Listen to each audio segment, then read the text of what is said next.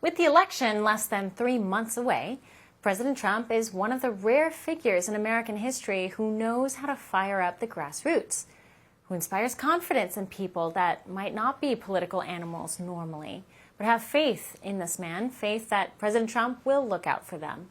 The Democrats know this and fear this, so they are up to their own schemes yet again. Here's a video that was circulating recently. Do you have an Arizona state I'm ID? about to have one before we're done here. Okay, well, they will check your status in there. You can't get an ID unless you're a U.S. citizen. That's not true. And I can get an Arizona ID without a citizenship. I'm not going to argue that with you. When you go in there, you'll figure that out. There's So no when you opening. get your ID, we can help you register. Thank you. That doesn't prove I'm a citizen. That does not prove I'm a citizen. I've lived in the, I moved here from Kurgan. ID, that's it. What about a citizenship? What about citizenship? Do I need to be citizen to vote? To have an Arizona ID, a driver's license, you have to be a citizen. So not having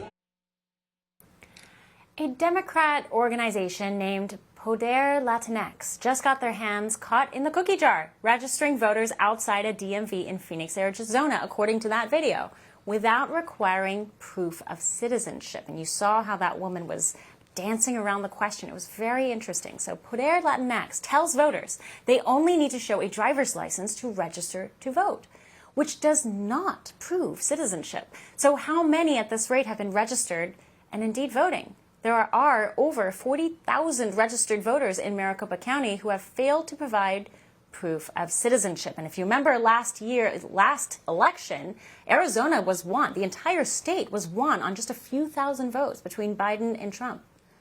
Battleground states will determine this election. Maricopa will be a county that swings the entire state. So what can we do to prevent this? Jim Pfaff of the Conservative Caucus has some answers. Jim, welcome back. Hey, glad to be with you. How do we combat what looks like a monumental problem here?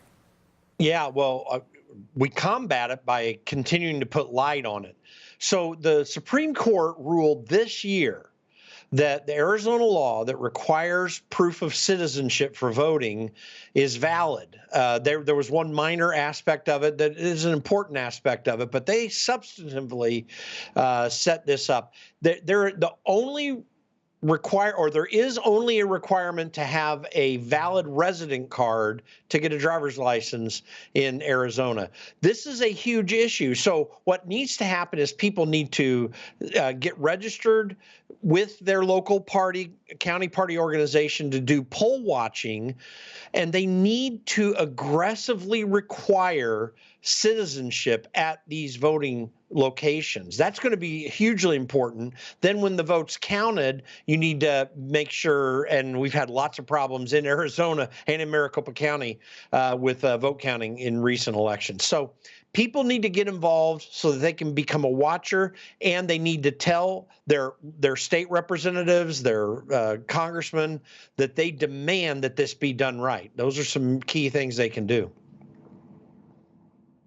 Yet, it's a great response, but at the same time, Democrats keep coming back and saying you can't ask these questions. This is denying people the right to vote. When those people registering to vote out there say that all you need is a driver's license, right now, right immediately, they're violating the state law because you must have proof of citizenship.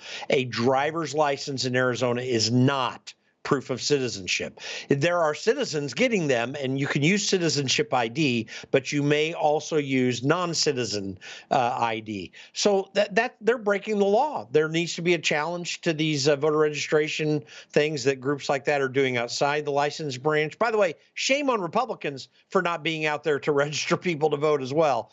But that needs to be challenged in court. These people need to be accountable for violating state law. We have to stay vigilant, and it takes the grassroots to stay vigilant because you can't trust our top officials. They're too busy doing other things or maybe not doing things correctly. Jim Pfaff, always a pleasure. Thank you so much. Thanks for having me. Glad to be with you. Up next, mark my words. Stick around.